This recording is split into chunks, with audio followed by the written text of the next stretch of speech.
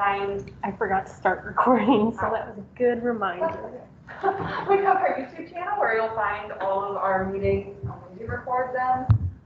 And we also have some other stuff on there. And then if you are not on Discord yet, please get on Discord. We've switched over from Slack just because Discord's a little easier to use and there's less notification issues. Awesome. If you have any problems getting on Discord, you can come up to me after the meeting. But I'll pause if anyone wants to scan this QR code. Going once, going twice. It will also be linked in every single email. Yes. Okay. So, we have already heard from Dr. John Peck, who talked about lake sediment cores and climate change. As a civil engineer, that was probably the most interesting hour and a half I've ever sat through, and I'm sure other people were kind of like, but it was very interesting. Today, we're going to be hearing about renewable energy and energy consumption from Andrew here. Very exciting. Next week, we will be hearing from Mr. Andrew Henry about sustainability on campus. So that should be a very interesting meeting. And then after that, we'll be learning about environmental law. So we have some fall opportunities coming up. We will be hosting a game night sometime in mid-October. We just have to nail down the date for that. But that will just be a fun, like, kind of team bonding event. Maybe there will be fall-themed snacks there, if I can find time to bake them. We are going to also have our Chipotle fundraiser on October 20th. So please tell your friends about that. We will be getting flyers out, and we'll be sending emails and putting things on social media. But that really, really helps us. One of the great things about ESW is that we don't charge member fees, and our fundraisers allow us to not do that because we do have to pay $400 a semester to ESW Global. And those chapters do that by collecting member fees. The education team will be having their essentials night. So basically, actually, Megan, if you want to talk about that. The education team is putting together the highly requested how to be sustainable as a college student and just some like basic life switches for the essentials that you use every day, you know, like in your daily routine. We'll also be hosting our sustainability showcase night where our members have made individual projects. Anna made one, I made one about things that they're very passionate about. Just some, you know, best of for each presentation, and those will be November before Thanksgiving. We'll nail down those dates by the 1st and book some rooms in the student union for that. So I'm very excited. The showcase night last semester was really cool. We had a bunch of people from different universities come, and I think the coolest presentation there was someone talked about like what if you covered every person on the planet with solar panels, like how much energy could you create? And then they were like, what if you covered every dog with solar panels? And it was just a lot of fun. He will be presenting that presentation at that night. So if you want to hear from Jacob Cannon about solar manels, is what he called them, then it was really cool, and it puts into perspective like the power of solar power. We are still trying to plan a thrifting trip. The University of Akron hosts the JCPenney Suited Up event, and we kind of wanted to take a more sustainable twist on that. So if you are interested, please send us an email to our ESW email, and then once we know kind of what, how many people are interested in going, it'll make it easier to plan. Yeah, this is the QR code for the form, and there's a form in the email with select dates already. If you want to just fill that out. Thank you. And then we're also going to plan a field trip. I'm 99% sure it's going to be to the Akron Zoo. And they do have Boo at the Zoo coming up, which would be very exciting. So we're going to work on that, and by probably in the next few weeks, that should be going out in an email. Another thing, we're going to have a lot of new officer opportunities coming up. Unfortunately, everyone is graduating, which is fortunate for them. Kind of unfortunate for the office division, but also we get to get new people in and new ideas. We're very excited about that. If you are interested in any of these positions or any current positions, if you guys want to run for president, take it away from me. Go ahead. I'm more than happy to let someone else try. Considering I made this PowerPoint, actually Megan made this PowerPoint, but yeah. So if you're interested, you can also just come to our officer meetings. We're not having one this Thursday, but we generally have them Thursdays at 6:45, and we just find a table and sit outside somewhere. So if you're walking around campus and happen to see us, you can always come on over and see what it's about. We will only be sending out emails when we have updates and meetings. We used to send out a weekly email, but we've all just noticed that people in general are getting way too many emails, and most of the time our emails are going to like the other folder and people aren't even seeing them. So do know that like, when you get an email from us, it is because we have an important update or an upcoming meeting. So please open it and read it. Other opportunities? Megan, go ahead and give your education team update. I kind of did already. If you want to get in on the Essentials Night presentation, we're still working on that. And at any time you can join, you can quit, but you could also make an independent project. So if you're like really passionate about renewable energy, or like Anna did one on green infrastructure, then you can do that and present it this semester or next semester, or record it and we'll put it on our YouTube. So contact me, I'm on Discord, here's my email. All of the officer emails are at the bottom of every email, so Mondays at 7 on Teams. Feel free to join.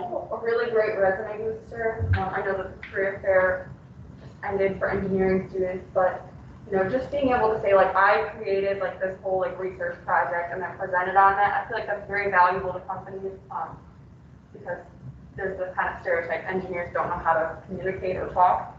So do this project and then show them that you do know how to do this thing. Wind turbine. So our wind turbine leader is unable to come because of the class, but they are working really hard and they are starting to assemble the blades, I believe. They bought an old, or they found, somehow they acquired an old car bumper or fender, and they are going to turn that into blades somehow. I'm very excited to see how that works. But they meet Tuesdays at 6:30 in our room in Olson. I forgot what they would be. Okay. No. So if you're interested, you can let Jacob know, his email's down there, or just send him a message on Discord. Who stuck you all in Olson? That was the only room we could get. We were supposed to get a room at ASEC, and then that fell through. And then, yeah, they tore down Krause. You So should switch over to NPIC. It's right next door. it took us a long time to move in. It took us a very long time. So this precious plastic, Knoll is not here, but they have been also working really, really hard. Their shredder machine is in the works. I know that they have been machining that and starting to put it together. There's been some welding going on from what I hear, so very exciting thing. This is the project leader, Nor. There she's holding some of the shredded plastic. So if you're interested, you can be a her email, or talk with Luke or Riley. I just got through a 9-hour class on injection molding today. What part? So give me some help. Want to give you bike power? Yeah, okay. So bike power, we've been making pretty good progress, I would say, this semester. Obviously, if anyone's interested, please feel free to join. Pretty heavy mechanical and electrical. Most of our teams, we are not mechanical or electrical engineers, so it's something of interest to you. We recruited our civil engineering class. It's basically our civil engineers, all of our friends. And we're working on this project, and we've kind of divided into two groups. We have an electrical group and then the more mechanical group. So if you're interested in either side of things, whether even like our mechanical group, we're doing a lot of like softwares and like, we're working with like AutoCAD and SolidWorks, so we're gonna try to do like 3D printing, so if it's something you wanna learn, it's a good opportunity to learn it. And then our electrical, to be honest, I have no idea what they're doing. But they explain it to us like, you know, they'll give us a rundown. They're almost like teaching us, which is cool, because I'm like, oh, you know, and they just tell me what parts. But we have, you know, parts coming in, we're getting our design like finalized in an actual drawing so that it just for documentation purposes, but hopefully in the next couple weeks we'll have it 3D, we'll have it done in SolidWorks and we can start actually doing some 3D printing and stuff. So we'll actually have materialistic parts. Another exciting event that's going to be coming up is Future Earth. I will be leading this kind of project. So Future Earth was an event that was hosted before COVID, and it was hosted by 3 different schools. I think it was Akron, Kent, and then CSU also hosted it. Well, after COVID, the other 2 schools decided that they didn't really want to take turns hosting it anymore, so Akron is kind of taking over this event. And ESW is largely going to be planning this event. So what it is there's basically a big conference for local middle school age students to come. There's going to be a solar car race where they're given solar panels, but they have to construct their own car. Then they race them. There's going to be a wind turbine challenge. And then they can also create TED Talks and present on like a different topic in sustainability. And we are also going to turn it into like an ESW showcase. So we can show these students like, hey, here's why you need to care about sustainability. And here's why you need to go to the University of Akron and join our club. So we're like, we're forming the next ESW group. So I'm very excited to start planning this project. We're working largely with Heidi Preston. If you know who that is, she is wonderful. So if you're interested, you can scan this QR code or just talk to me. That would probably be easier.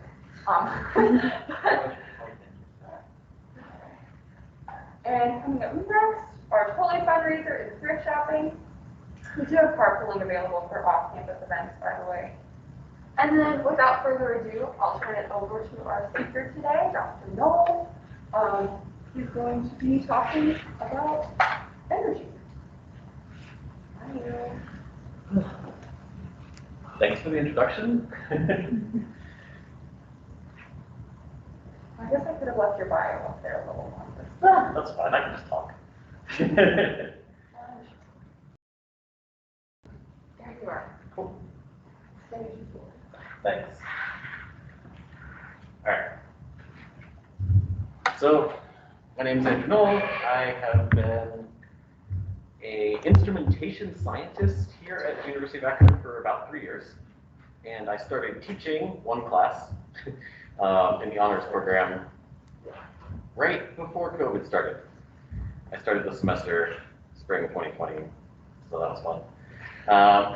So hopefully next semester I'm finally back in person.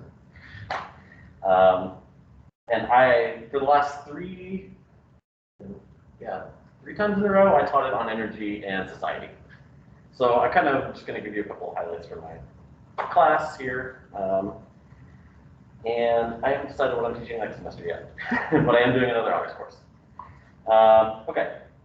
My background, by the way, is I went to James Madison University in Virginia, and I did integrated science and technology with a focus in energy and environment.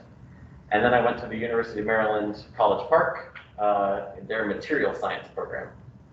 So I technically am a material scientist, more or less. And I work here technically in the Polymer department, which is now in the engineering department officially. So I don't honestly know who I work for. But yeah, if you ever need anything, I'm over at MPIC, and I run a bunch of the characterization equipment there. So if you're ever doing FTIR, XPS, XRD, micro-CT, any of that kind of stuff, come talk to me. All right, so I'm just going to talk to you a little bit about energy and sustainability. Not much here, just a couple slides, lots of pictures. So the reason why I think you guys should care about energy, which I'm sure you already do, is that most of the greenhouse gas emissions, at least in the United States, come from our energy sector. At least 74, according to 2019 data, 74% came from fossil fuel combustion. And a big chunk of what's left is methane, which is both agriculture and natural gas extraction. So that's even more, coming from unrelated energy, sort of. So basically, you can just almost pick any object or activity, and you can trace back its greenhouse gas emissions to its energy use. Right? So let's do a little, interactive portion here. Someone give me an object or an activity, and we'll figure it out. Anyone? Volunteers? Yeah. Yeah, okay. Phone, that one gets really complicated really fast, right? If you're doing a life cycle analysis of a phone, you've got to look at every time you charge it, you use a little bit of energy, just a tiny bit. All of the materials in that phone, right, had to get assembled in a factory, that used energy. It had to get transported to you, that used energy. Right? All of the materials for those semiconductors and everything else in there is rare earth materials, which have to be mined, energy, right? You can go even further back than that if you want, but we'll stop there. Anything else? Let's pick one more. Any other activities or objects? What do you guys think? Toothpaste? Yeah, I know absolutely nothing about toothpaste, but I bet you have to get the fluorine, right? Fluorine doesn't occur naturally in Earth, right? It's way too reactive, so you have to separate it up from something. I don't know what, but that takes energy. Right? And I don't know what the rest of toothpaste is. Some sort of gel, right? So, yeah, probably petroleum-based, right? Most gels are at least it's some sort of hydrocarbon chain, so that comes from natural gas or oil, one of the two. Okay, cool. So you guys know what you're talking about. So most of the problem stems from the fact that we have a whole lot of people, right? And this is incredibly obvious, but we cannot sustain the Earth if we all, use as much resources as we want. Right? That's kind of the general trend that we've seen. Everyone has done that carbon footprint thing where they see how many Earths it would take for the entire world to sustain your lifestyle, right? And it's always, at least for me, it's always been more than one, which is a problem. So we need to get that down.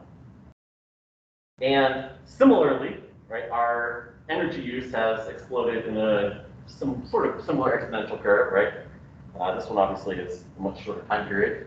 But we went from traditional biomass to coal, to oil, to all the new energy sources, and that just, you can see, over 200 years, we've gone up to a ridiculous amount of energy use over the entire globe. That's in the, I don't even know, that's quad, I know it's in quadrillion BTUs, the normal measurement people use annually. So something up there. And obviously, we do not use this energy uniformly around the globe, right? So who thinks they know off the top of their head what the highest energy use per capita is? So obviously this graph will give you some hints, right? You look at the darker colors. Any surprises that jump out here? No. Saudi Arabia is Yeah. kind of surprising. Saudi Arabia is a fairly small country population-wise, and they extract a lot of gas, right? Which is an energy-intensive process. And it's really hot. So the more air conditioning you install, the more energy you use. US and Canada, obviously, Canada is actually more on the industrial side than actual use. America is more use. Another high one is actually Iceland. Now, they use a lot of energy, but they also produce a lot of renewable energy, right? So, kind of balance there. The other thing is there is a direct connection between how much energy you use and how wealthy your country is, right? So this is, notice this is a log scale on one side, not log scale on the other. But generally, right, you can see there's an exponential trend here. If you plot it log versus log, you can draw a nice linear trend on it. And you'll see that pretty much everyone follows the same thing with a couple exceptions. Now, very recently, we've been starting to deviate from this trend. Right? Not so much the US, but a lot of other European countries have started to move toward lower energy use, but keeping their GDP at similar levels. Right? And that's what we want. We want to keep the wealth as high as possible while bringing our energy use down. So before it used to always go follow the trend. So now we've started to see a couple countries which are managing to bring that trend straight down, which is good. Okay. Energy is also a big business, right? I don't know if you guys have ever looked at this sort of chart before, but Fortune 500 companies, right? The top 10, how many of these are energy-based?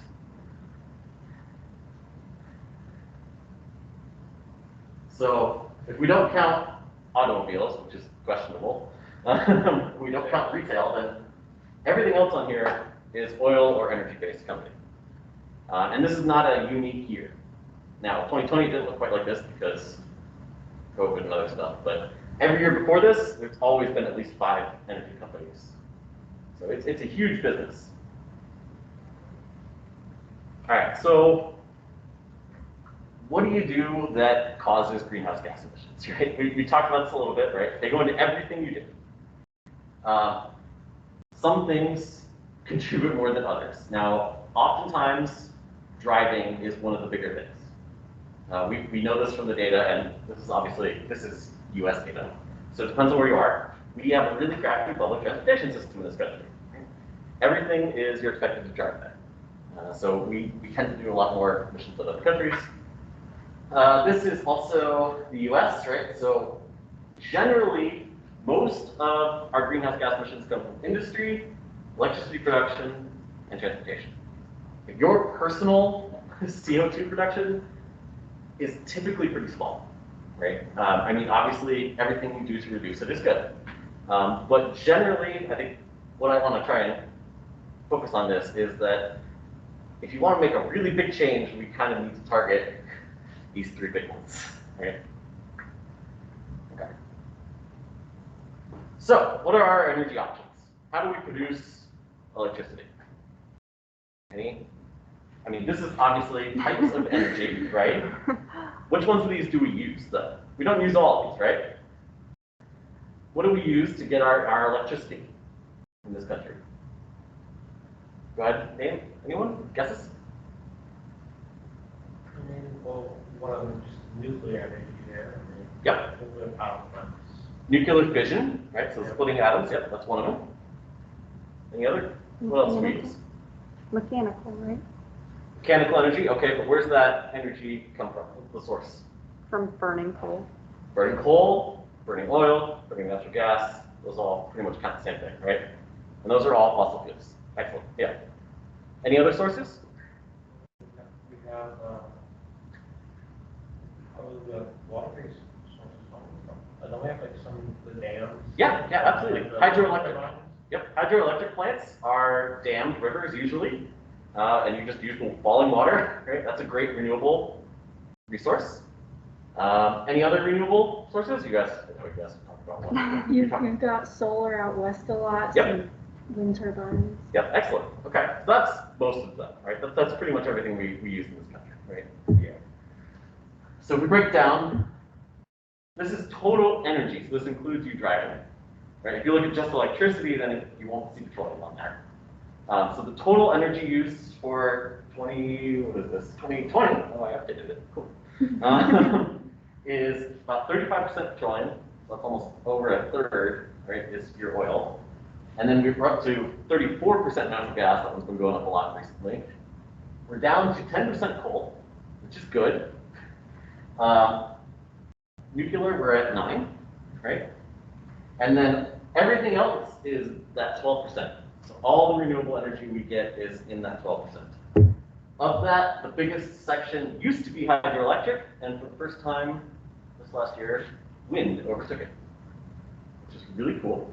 And if you want to actually see these trends, right? So this doesn't break down renewables, but this is for the last 70 years, okay? We've pretty much flatlined nuclear. We have not built a new nuclear power plant in this country in quite a while, right? We've had a couple new ones that have, or existing plants that have added units, but even that, not very many. And we've decommissioned a couple. Isn't that mainly because we don't know how to get rid of the nuclear waste, and also it's expensive to deal with maintenance of it, construction of it, and the Yes. kind of risk factors that. You hit it right on the head. I mean, that's exactly it. It's not only has it gone up in cost, which I'll show you in a second, there's a lot of problems with insurance, right? We're worried about the government doesn't really want to insure it, back the insurance on it, right? There's all sorts of litigation that goes on from environmental groups that don't want new nuclear plants, so you have to account for that when you're going to build it.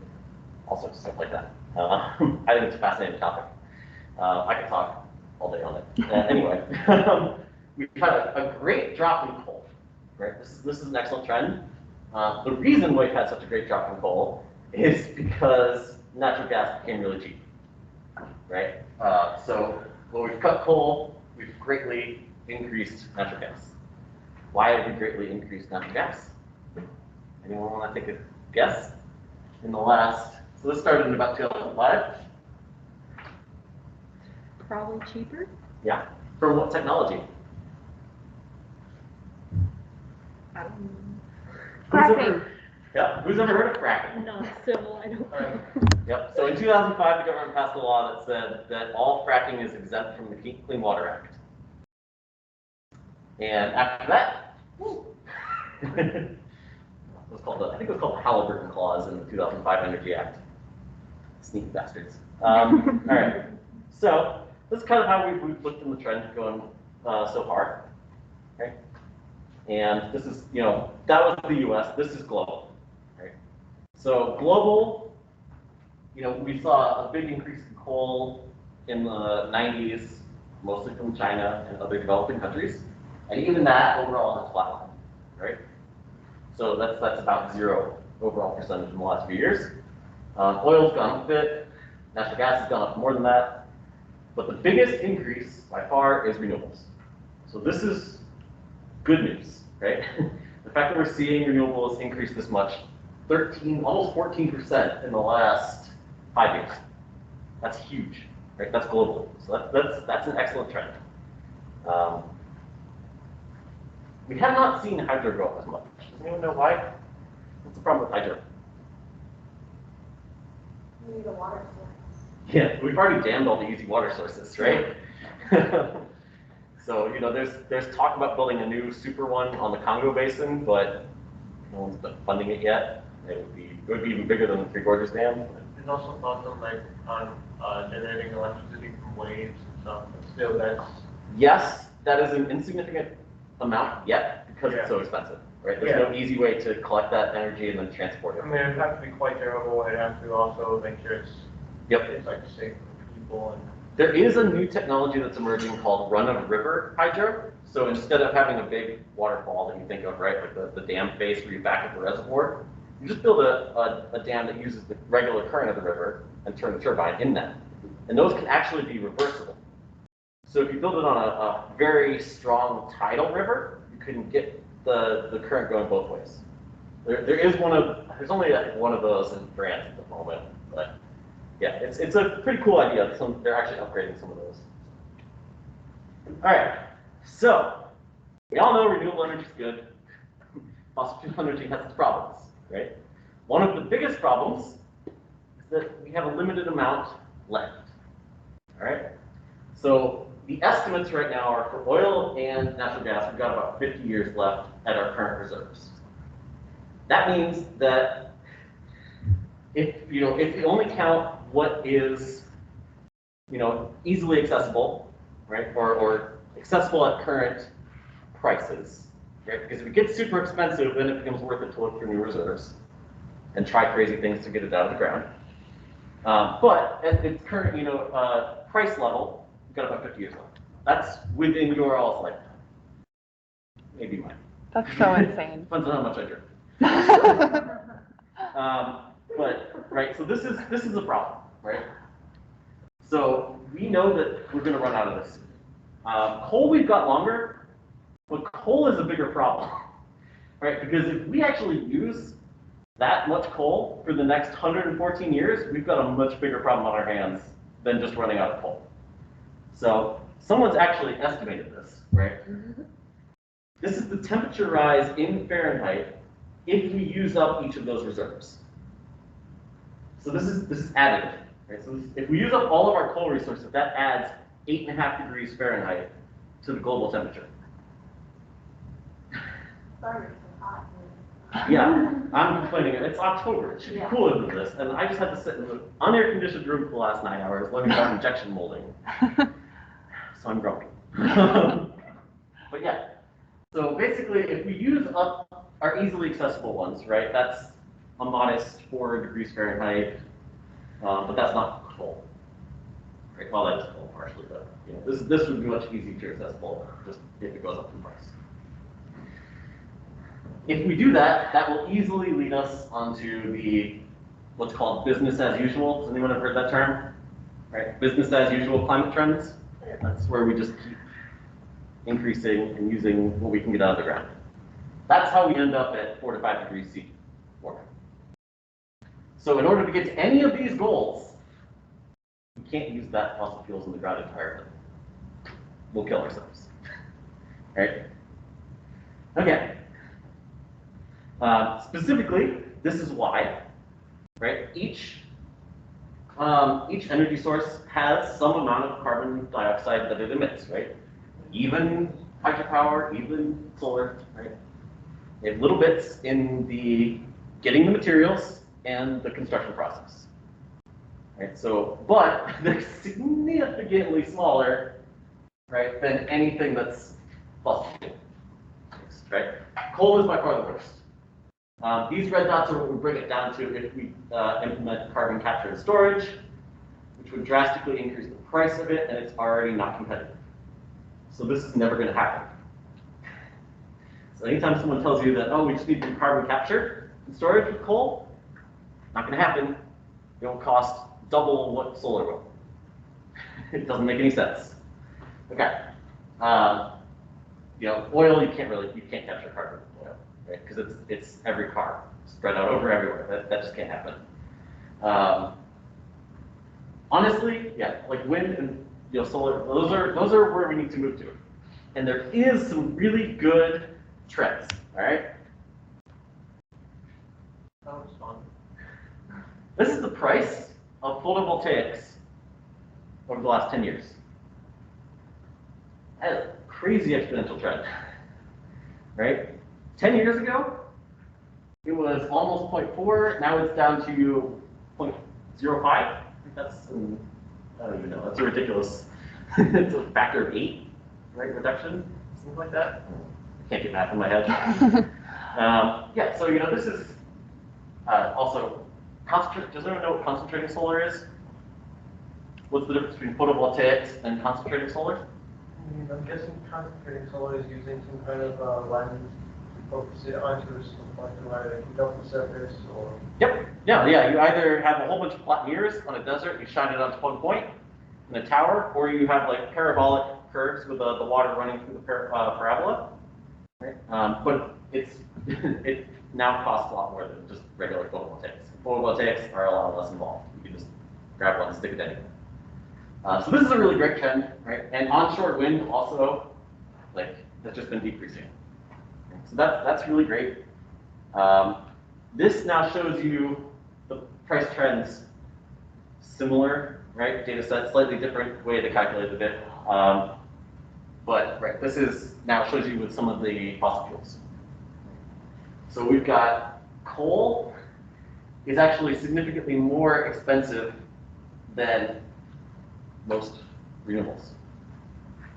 All right, this doesn't mean that renewables are instantly going to take over everything, right? Oh yeah, one more price graph. So this is, again, over the last 2010 to 2019, so 10 years. Massive drop in solar, photovoltaics, coal has stayed the same, right? Nuclear went up by almost 50%, which is not good.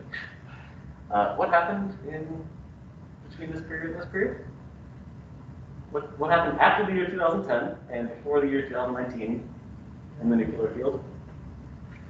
An accident. Yep. Which one? No idea. What's the most recent major nuclear accident?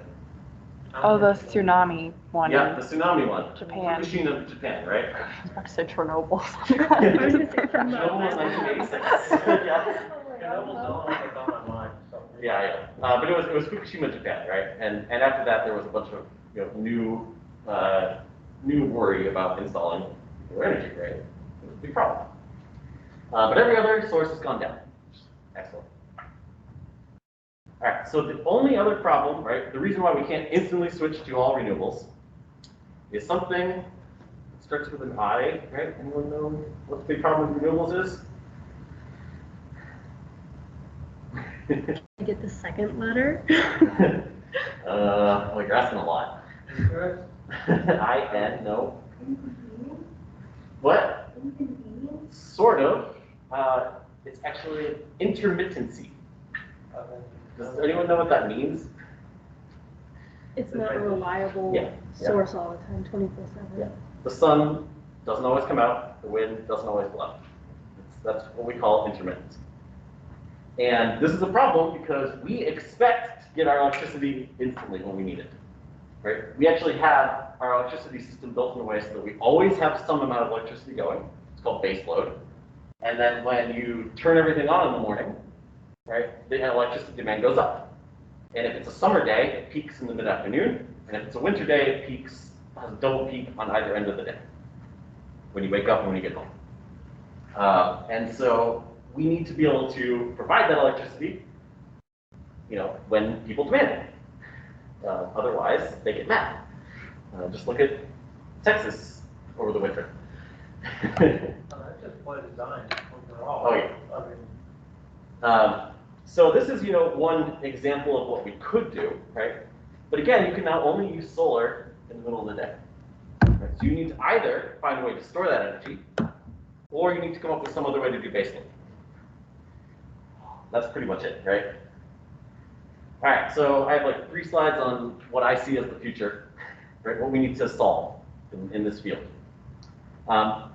If you can make what's called a smart grid work, right? So this is more of a challenge for civil engineers and computer scientists, right? A smart grid is basically something that communicates back and forth between all of your appliances and the power stations, right? That way it can actually, and people envision you having like a phone app, right? And controlling all of your devices being like, oh, it's, electricity costs have gone down, let me turn on my dishwasher. Something like that. Or, the costs are really low at night, let me charge my car overnight, but only when the electricity prices are low. And also you can go the other way.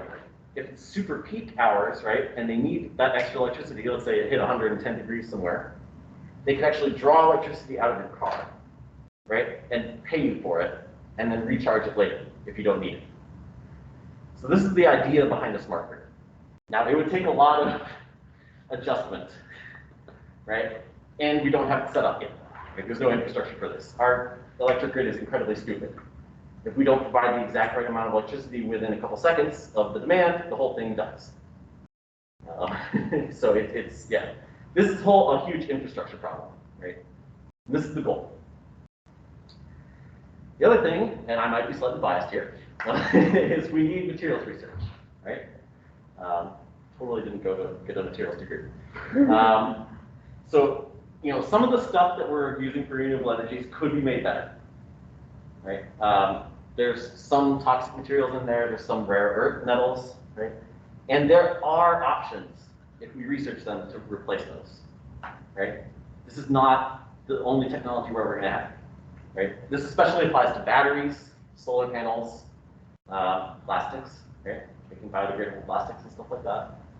So this is something that we could really use more research into. And then the big one, right? Social changes.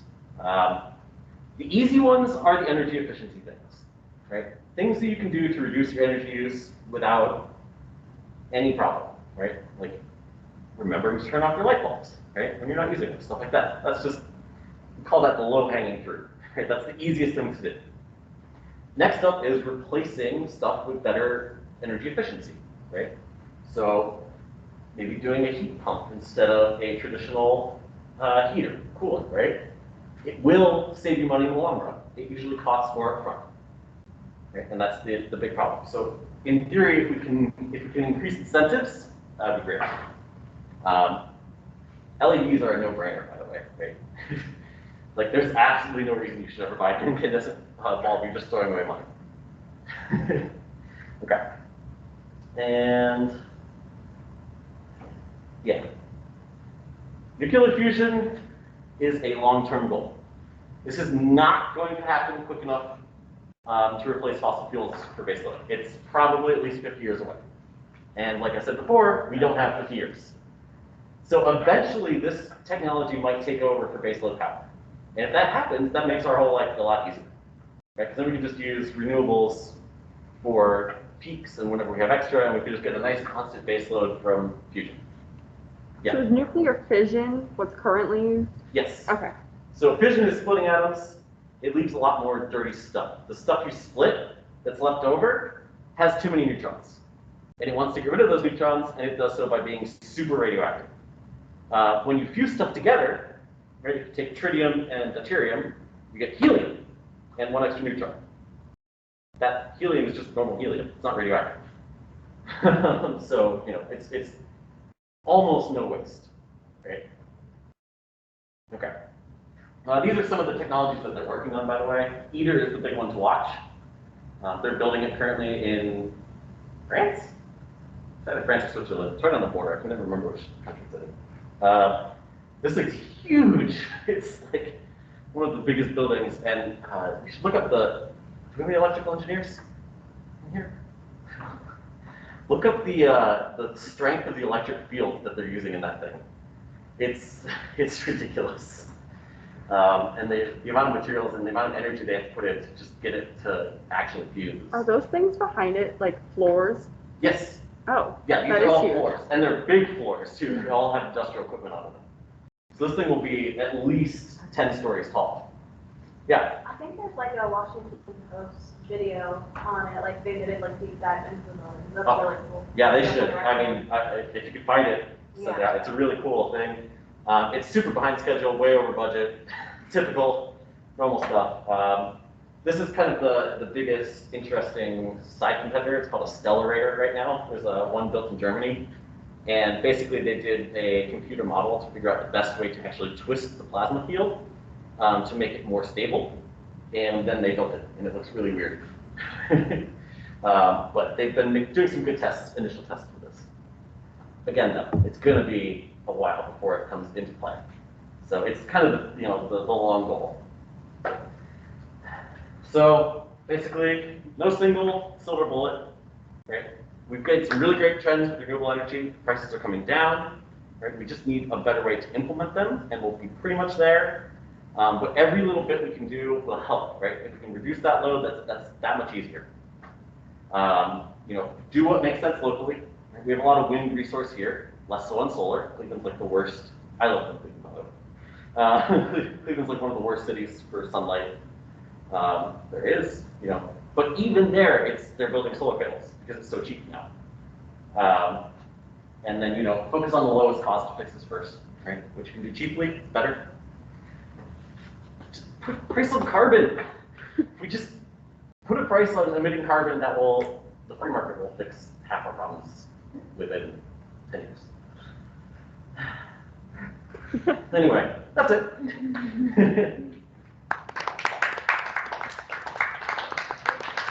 Yeah, any questions? Happy to answer anything.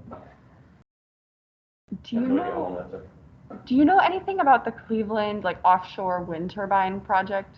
Nope. They were we had a speaker there before we were in school, but we've heard about it, and basically they had someone come and talk about that they were trying to implement an offshore wind turbine in Cleveland. It makes a lot of sense. Lake Erie is the shallowest of the Great Lakes, right? We have constant wind coming off the lake. It'd be one of the easiest places to put in offshore wind turbines, Yeah. right? They're barely offshore. It's like 50 feet deep. And it's already a giant industrial center. So how hard would it be to run some power lines back? Right. I don't know. I don't see any problems with it. So I'm sure there's some people fighting against it for some stupid reason. Yeah. It'd be great. It'd make a lot of sense. Yeah. Anybody else have any questions? Have you done, I know you said, I'm very bad at phrasing questions. Okay, the renewable energy, have you done anything on electric, car batteries, electric vehicles? Because those and solar panels and wind turbines, those are still not great when they end up in a landfill and you can't really dispose of them. Yep. I don't have an answer for that. Okay. I mean, it is something that's a problem, right? And anything that we can do to make the materials more recyclable or reusable would be ideal. I don't know off the top of my head.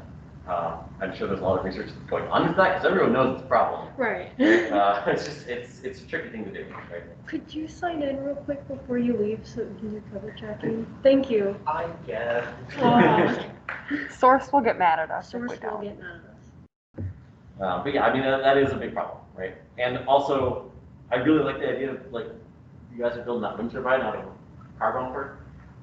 The big wind turbines, they're really cool. Like, they're bigger than the Statue of Liberty by a significant proportion, right? They're huge, but the blades have to be super specially designed out of materials that can flex and withstand all the forces on them, because the tips of those things are moving at over 200 miles an hour. You too, you too. Whereas the center isn't moving. Yeah. Barely at all, right? So, you know, the stress on that is incredible. So they can't be recycled. Yeah. It's all a whole bunch of composite materials stuck together. Yeah. Have you seen the vortex blades that like spin or like vibrate instead of the giant turbines? I haven't seen so the big ones are called horizontal axis turbines. The other ones are called vertical axis turbines, and they tend to have a lower power coefficient, so they get a little bit less power per wind, you know, blowing. But they are usually a lot easier to build, and so they have those like curved ones that are really cool looking that spin, and then they have like the flat blade ones. They are a really great idea. They tend to work better actually in lower wind regions, where you get a little bit less. So yeah, it is a cool area. You're never going to be able to, like, the three-bladed ones are always the maximum power coefficient for the wind. And the bigger you make, the more wind you catch. So. What classes are you teaching? Or what class do you want to teach? So we can look out for it. Oh God, I don't know. So I haven't decided yet what I'm teaching next semester. I'm debating between some sort of sustainable chemistry class, reteaching this one, or teaching one on nuclear energy. Okay. Those are my three favorite topics, and I can't decide. Okay. When you figure it out, you should send Erin or I an email, Okay. and then we can It'll let be all one of our members It'll be know. one of the honors. Okay. Yeah. I finished mine, but I would take an extra one just because that's Okay, yeah. interesting. Okay. Which one? Science? Oh yeah. Okay. Then definitely sign up for my class. I'm teaching one this semester, but it's online, and it's turning out terribly because it's online, and no one's answered the discussion board posts. It's so hard to do a discussion-based one that's asynchronous. Yeah. But next semester, I'm in person. I already got my date. It's like Tuesdays, 2:30, 2 to 3:15, I think, on Tuesday, Thursday. Okay. Yeah. I just Clearing my haven't actually decided schedule. what it is. We're all like ready. Yeah. All right. All right. Thank you very much. That was very, very interesting. Glad I could talk.